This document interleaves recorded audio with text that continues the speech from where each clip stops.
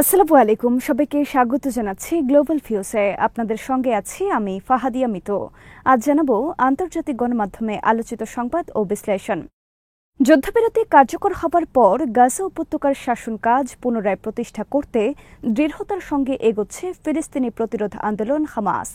গত শুক্রবার যুদ্ধবিরতি শুরু হবার পর থেকে এখন পর্যন্ত ইসরায়েল সমর্থিত বিভিন্ন গোষ্ঠীর বিরুদ্ধে অভিযান চালিয়ে অন্তত ৩৩ জনকে নির্মূল করেছে সংগঠনটি।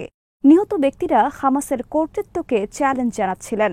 ২০২৩ সালের ৭ অক্টোবর হামলার জেরে ইসরায়েলি হামলায় বিপর্যস্ত গাজায় যুদ্ধবিরতি কার্যকরের পর থেকে ধীরে ধীরে নিজেদের যোদ্ধাদের গাজার রাস্তায় ফিরিয়ে আনছে হামাস।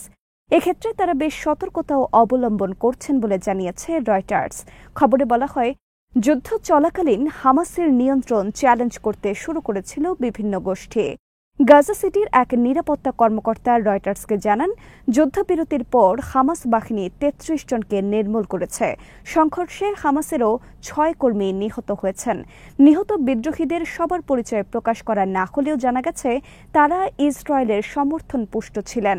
এর পাশাপাশি রাফা অঞ্চলে সক্রিয় হামাস বিরোধী নেতা ইয়াসের আবু শাবারের বিরুদ্ধেও অভিযান চলছে। গাজার ওই নিরাপত্তা কর্মকর্তা বলেন, গাজা সিটির সংঘাতের বাইরেও হামাস আবু শাবাবের ডান হাতকে নির্মূল করেছে এবং আবু শাবাবকে নির্মূলের প্রচেষ্টা চলছে। হামাস তাকে ইসরায়েলের একনিষ্ঠ সহযোগী বলে অভিহিত করেছে। সোমবার সামাজিক মাধ্যমে প্রচারিত একটি ভিডিওতে দেখা যায়, মুখোশধারী কয়েকজন বন্দুকধারী তাদের কয়েকজনের মাথায় হামাসের মতো সবুজ ফিতা বাঁধা ছিল। তারা রাস্তার ওপর হাঁটু গেড়ে বসা অন্তত ৭ জনকে মেশিন গান দিয়ে গুলি করছেন। এটি সোমবার গাজায় ধারণ করা। এ সময় উপস্থিত বেসামরিক দর্শকরা তাদের খুনিদের সহযোগী আখ্যা দিয়ে উল্লাস করছিলেন।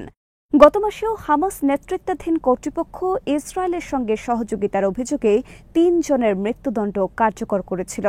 যুদ্ধবিরতি কার্যকর হবার পর হামাসের গাজা সরকারের মিডিয়া অফিসের প্রধান ইসমাইল আল থাওয়াবদা রয়টার্সকে বলেন, হামাস কোনো নিরাপত্তা শূন্যতা সৃষ্টি হতে দেবে না এবং তারা জননিরাপত্তা ও সম্পত্তির দেখভাল করবে। ফিলিস্তিনি বিশ্লেষক ব্রেখাম বৌদা মনে করেন, হামাসের এই পদক্ষেপগুলোর উদ্দেশ্য হল ইসরায়েলের সঙ্গে সহযোগিতা করা গোষ্ঠীগুলোকে এবং যারা যুদ্ধের সময় বিশৃঙ্খলা তৈরি করেছিল তাদের ভয় দেখানো, যাতে তারা নির্বিঘ্নে গাজায় শৃঙ্খলা ফেরাতে পারেন। ফিলিস্তিনি প্রতিরোধ সংগঠনগুলোর কাছ থেকে জোর করে অস্ত্র বাজেয়াপ্ত করা হবে।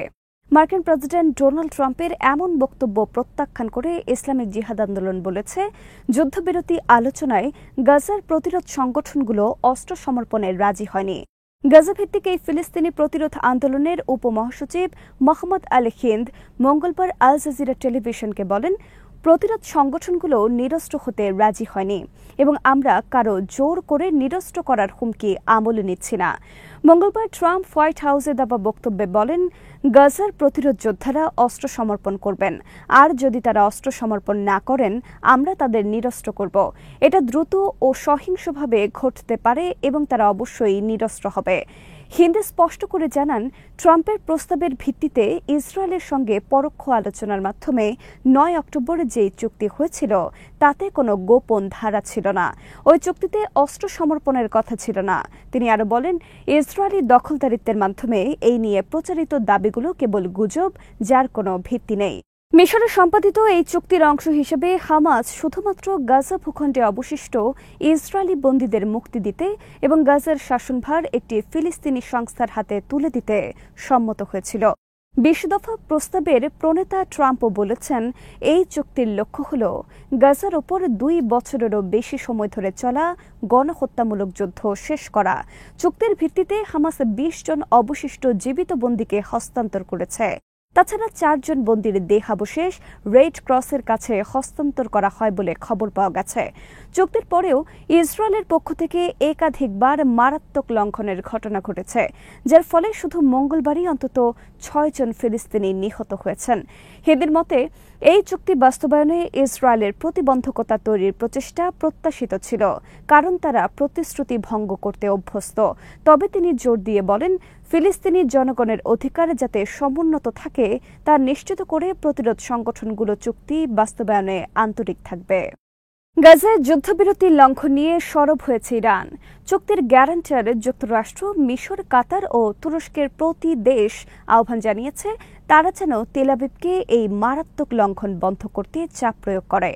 ইরানি পররাষ্ট্র মন্ত্রণালয়ের মুখপাত্র ইসমাইল বাকাই মঙ্গলবার এক বিবৃতিতে গাজায় অন্তত ৬ জন ফিলিস্তিনিকে হত্যার মাধ্যমে প্রকাশ্য চুক্তি লঙ্ঘনের বিষয়ে কথা বলেন। চুক্তি লঙ্ঘনের ইসরায়েলের অভ্যাসগত প্রতারণার কথাও মনে করিয়ে দেন তিনি। তবে তিনি সতর্ক করে বলেন, গাজার জনগণের বিরুদ্ধে জায়নবাদী শাসনের আগ্রাসী পদক্ষেপের প্রতিক্রিয়ায় গ্যারান্টারদের নীরবতার পরিণতি ভোগ করতে হবে। ৮ অক্টোবর হামাস ২ বছরেরও বেশি সময় ধরে চলা মার্কিন সমর্থিত গণহত্যামূলক যুদ্ধ বন্ধের লক্ষ্যে ইসরায়েলের সঙ্গে পরোক্ষ আলোচনার মাধ্যমে একটি চুক্তিতে পৌঁছানোর ঘোষণা দেয়। চুক্তিতে অবশিষ্ট ইসরায়েলি বন্দীদের মুক্তি দিতে এবং গাজার প্রশাসন একটি ফিলিস্তিনি সংস্থার হাতে তুলে দিতে সম্মত হন তারা। বাকাইয়ের এই মন্তব্য এমন সময় আসে যখন গাজা সিটি এবং দক্ষিণ গাজা উপত্যকার খান ইউনিস শহরের আশেপাশে ইসরায়েলি হামলায় অন্তত ৬ জন নিহত এবং ৪ জন আহত হন। এছাড়াও একই সময় দখলকৃত পশ্চিম তীর জুড়ে চরমপন্থী ইসরায়েলি বসতি স্থাপনকারীদের মাধ্যমে জলপাইয়ের বাগান ধ্বংস, আবাসিক বাড়িতে অগ্নিসংযোগ এবং ইসলামের তৃতীয় পবিত্রতম স্থান আল আকসা মসজিদে অবমাননার ঘটনা ঘটে। স্পেনের প্রধানমন্ত্রী পেদ্রো সানচেজ বলেছেন, হামাস ও ইসরায়েলের মধ্যে যুদ্ধবিরতি হলেও সন্তুষ্ট নয় তার দেশ। তিনি বলেছেন, গাজায় সংঘটিত গণহত্যার জন্য দায়ীদের জবাবদিহিতার আওতায় আনতে হবে। গণহত্যার জন্য তিনি ইসরায়েলের শাস্তি দাবি করেন। রেডিও স্টেশন কাদেনা সেরকে দেওয়া এক সাক্ষাৎকারে তিনি বলেন, শান্তি মানে বিস্তৃতি নয়, শান্তি মানে দায়মুক্তিও নয়। সাংবাদিকরা যখন ইসরায়েলের প্রধানমন্ত্রী বেনিয়ামিন নেতানিয়াহুর বিরুদ্ধে সম্ভাব্য আইনি প্রক্রিয়া নিয়ে প্রশ্ন করেন, তখন সানচেজ বলেন, গাজায় সংগঠিত গণহত্যার মূল দায়ীরা যেন বিচারের মুখোমুখি হয়, এটা নিশ্চিত করতে হবে। কারোর জন্যই দায়মুক্তি থাকতে পারে না। সানচেজ সোমবার মিশরে গাজা যুদ্ধবিরতি চুক্তির স্বাক্ষর অনুষ্ঠানে উপস্থিত ছিলেন। মঙ্গলবার তিনি গাজায় শান্তিরক্ষী বাহিনী হিসেবে স্পেনে সেনা পাঠানোর সম্ভাবনা উড়িয়ে দেননি। পেদ্রো সানচেজ স্পষ্টভাবে বলেন, যুদ্ধবিরতি স্থিতিশীল না হওয়া পর্যন্ত এবং প্রক্রিয়াটি সম্পূর্ণভাবে শান্তির দিকে না যাওয়া পর্যন্ত স্পেন ইসরায়েলের ওপর থেকে অস্ত্র নিষেধাজ্ঞা প্রত্যাহার করবে না। ব্রিটেনের গার্ডিয়ান পত্রিকা লিখেছে, গাজায় ভঙ্গুর যুদ্ধবিরতি মঙ্গলবার তার প্রথম পরীক্ষার মুখোমুখি হয়েছে, যখন ইসরায়েল ঘোষণা করেছে বিধ্বস্ত ফিলিস্তিনি ভূখণ্ডে সাহায্যের প্রবাহ অর্ধেক করা হবে এবং গুরুত্বপূর্ণ রাফা সীমান্ত ক্রসিং পরিকল্পনা অনুযায়ী খোলা হবে না। তারা এজন্য বন্দীদের দেহাবশেষ ফেরত দিতে হামাসের বিলম্বকে দায়ী করেছে। হামাস মঙ্গলবার রাতে রেড ক্রসের কাছে ৪ জন বন্দীর দেহাবশেষ হস্তান্তর করেছে।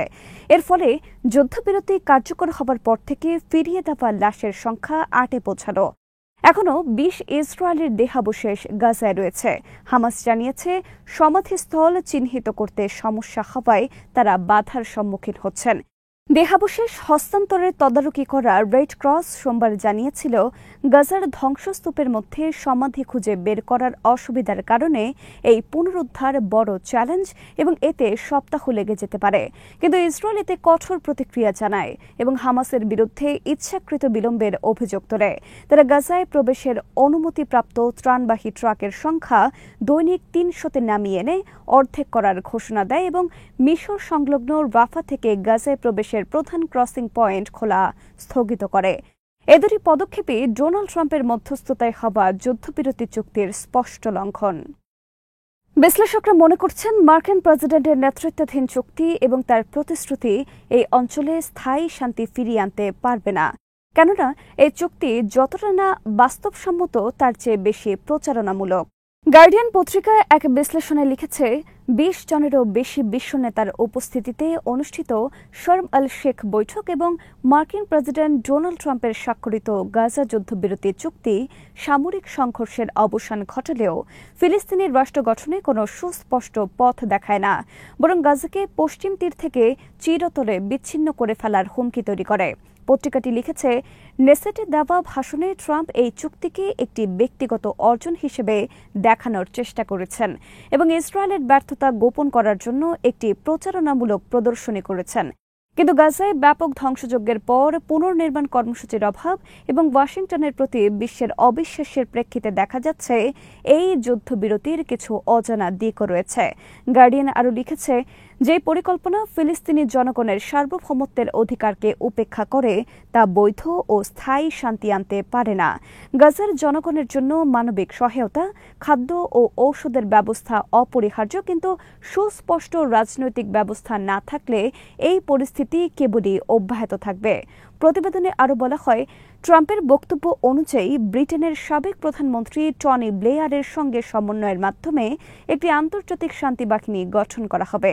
কিন্তু গাজার রাস্তায় লাখো শরণার্থী এখনও অবশিষ্ট থাকায় এই অঞ্চলের অধিবাসীদের বাড়ি, স্কুল ও হাসপাতাল পুনর্নির্মাণের জন্য জরুরি সহায়তার প্রয়োজন। গার্ডিয়ান লিখেছে, যুদ্ধবিরতি ও বন্দীদের প্রত্যাবর্তন ইতিবাচক পদক্ষেপ, কিন্তু ডোনাল্ড ট্রাম্পের প্রতিশ্রুতি বাস্তবায়নের রেকর্ড দীর্ঘস্থায়ী শান্তির প্রত্যাশা কমিয়ে দিয়েছে।